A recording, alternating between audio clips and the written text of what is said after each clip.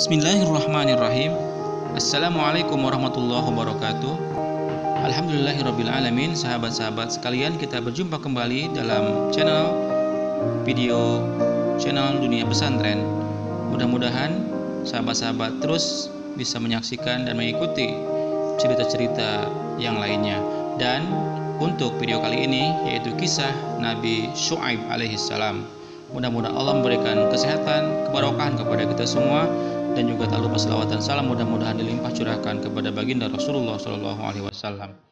Sahabat-sahabat, Nabi Syu'aib atau kata Syu'aib berasal dari bahasa Arab, yaitu Shin, Ain, Ya, dan Ba. Syu'aib, yaitu sekitar 1600 sebelum Masehi sampai 1500 sebelum Masehi. Dia adalah seorang nabi yang diutus kepada kaum Madian dan Aikah.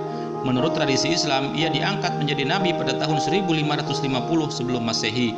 Namanya disebutkan sebanyak 11 kali di dalam Al-Quran, dan ia wafat di negeri Madian.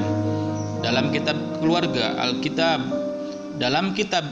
Alkitab Ibrani atau Alkitab Kristen tercatat seorang tokoh yang dianggap sama, yaitu Rehuel atau Yitro, imam di Madian yang menjadi mertua Musa. Syu'aib secara harafiah artinya yang menunjukkan jalan kebenaran, karena menurut kisah Islam, Syu'aib telah berusaha untuk menunjukkan jalan yang lurus kepada umatnya, yaitu penduduk negeri Madian dan negeri Aikah.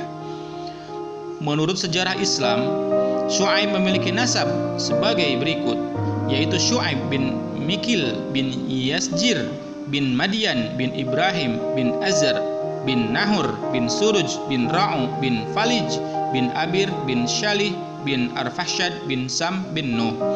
Dalam ajaran Kristen, Syu'aib secara tradisional dianggap sebagai Yitro dan menjadi bapak mertua Musa dalam ajaran Samawi, karena Musa telah menikahi putrinya yang bernama Safurah.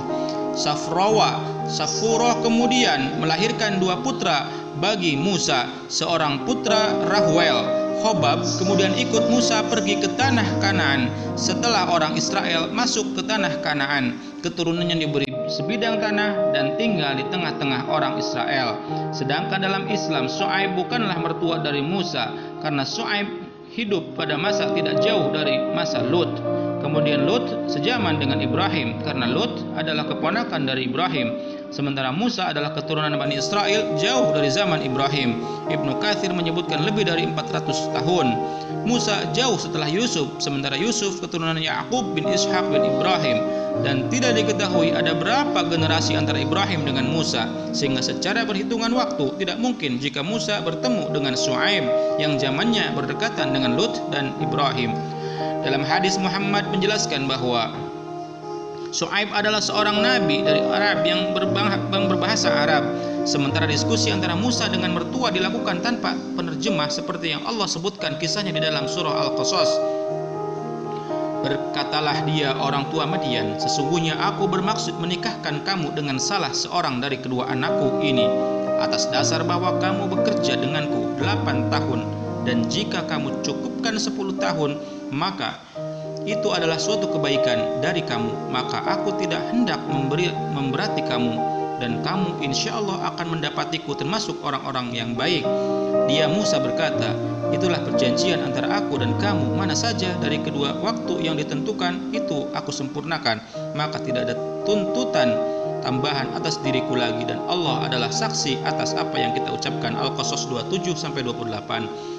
Ayat di atas menceritakan percakapan antara Musa dengan mertuanya soal mahar pernikahan, dan mereka lakukan tanpa penerjemah. Jika mertua Musa adalah Syu'aib, tentu berbeda dengan bahasa Musa, karena Musa berasal dari Bani Israel yang bahasanya bukan bahasa Arab. Dari keterangan di atas, ada beberapa hal yang mendekati yang bisa disimpulkan di antaranya. Ada kesamaan nama daerah antara tempat dakwah Nabi Syu'aib dengan mertua Musa, yaitu Madian. Mertua Nabi Musa adalah seorang tua di Madian, dan ia bukanlah Nabi Syu'aib, dan pendapat ini yang dinilai kuat oleh Ibnu Katsir dalam tafsirnya dengan mempertimbangkan surat Hud ayat 89. Sahabat-sahabat, menurut Islam, Syu'aib adalah salah satu dari 4 nabinya bangsa Arab. 3 nabi lainnya adalah Hud, Saleh, dan Nabi Muhammad SAW. Ia seorang nabi yang dijuluki juru pidato karena kecakapan dan kefasihannya dalam berdakwah. Dia diyakini merupakan cicit laki-laki Ibrahim. Dia diutus sebagai nabi untuk kaum Madian. untuk memperingatkan mereka karena kecurangan-kecurangan mereka. Ketika mereka tidak menyesali perbuatannya, Allah menghancurkan kaum tersebut. Sahabat-sahabat yang dirahmati Allah Subhanahu wa taala, umat muslim meyakini bahwa Syuaib ditetapkan oleh Allah untuk menjadi seorang nabi yang tinggal di timur Gunung Sinai kepada kaum Madian dan kaum Aikah, yaitu kaum yang tinggal di pesisir Laut Madian di tenggara Gunung Sinai. Masyarakat tersebut disebut karena terkenal perbuatan buruknya yang tidak jujur dalam timbangan dan ukuran, juga dikenal sebagai kaum kafir yang tidak mengenal Tuhan. Mereka menyembah berhala bernama Al-Aikah, yaitu sebidang tanah gurun yang ditumbuhi pepohonan atau pepohonan yang lebat. Syuaib memperingatkan perbuatan mereka yang jauh dari ajaran agama, namun kaumnya tidak menghiraukannya. Syuaib menceritakan pada kaumnya kisah-kisah utusan Allah terdahulu, yaitu kaum Nuh, Hud, Soleh. Syuaib menceritakan seperti itu, beserta cerita Nabi Lut yang paling dekat dengan Madian yang telah dibinasakan Allah karena enggan mengikuti ajaran Nabi. Namun mereka tetap enggan. Akhirnya Allah menghancurkan kaum Madian dengan bencana melalui doa Syuaib.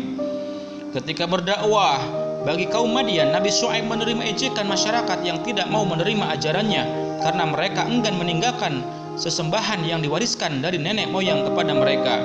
Namun Syuaib tetap sabar dan lapang dada menerima cobaan tersebut. Ia tidak pernah membalas ejekan mereka dan tetap berdakwah.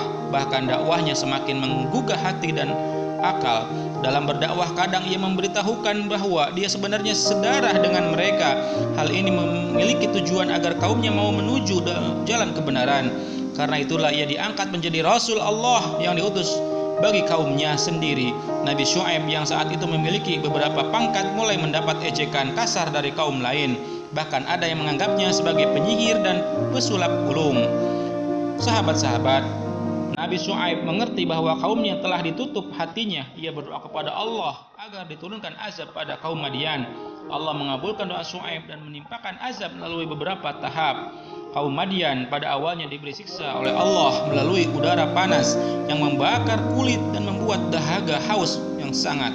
Saat itu pepohonan dan bangunan tidak cukup untuk tempat berteduh mereka. Namun Allah memberikan gumpalan awan gelap untuk kaum Madian. Kaum Madian pun menghampiri awan itu untuk berteduh, sehingga mereka berdesak-desakan di bawah awan itu. Hingga semua penduduk berkumpul di bawah awan tersebut. Allah menurunkan petir dengan suaranya yang sangat keras di atas mereka. Saat itu juga Allah menimpakan gempa bumi bagi mereka, menghancurkan kota dan kaum Madian. Sahabat-sahabat, Nabi Syuaib disebutkan di dalam Al-Quran sebanyak 17 kali. Dalam surah Al-A'raf, dalam surah Hud, surah Asy-Syu'ara, surah Al-Ankabut. Al-A'raf 5 kali, Hud 7 kali, Asy-Syu'ara 3 kali, Al-Ankabut 2 kali. Sementara itu kisah Nabi Syuaib disebutkan dalam Al-Quran sebanyak 40 kali yang dibagi dalam beberapa kisah, yaitu keburukan kaum Syuaib dalam surah Al-A'raf, surah Hud dan Asy-Syu'ara. Diutus ke Ashabul Aikah, surah Al-Hijr dan surah Asy-Syu'ara. Dakwah Nabi Syuaib kepada kaumnya, surah Al-A'raf, surah Hud, surah Asy-Syu'ara dan surah Al-Ankabut. Cobaan Nabi Syuaib, surah Ar-Ra'd, surah Hud, surah Asy-Syu'ara, surah Shad dan surah Qaf. Yang terakhir, azab kaum Syuaib terdapat dalam surah Ar-A'raf 91 hingga 92, At-Taubah 70, surah Hud 94 sampai 95, Al-Hijr 79, Asy-Syu'ara 189 dan Al-Ankabut 37. Sahabat-sahabat, makam Nabi Syuaib terpelihara dengan baik di Yordania yang terletak 2 km barat kota Mahis dalam area yang disebut Wadi Syuaib. Situs lain yang dikenal sebagai makam Syuaib terletak di dekat Horns of Hattin di Lower Galilee.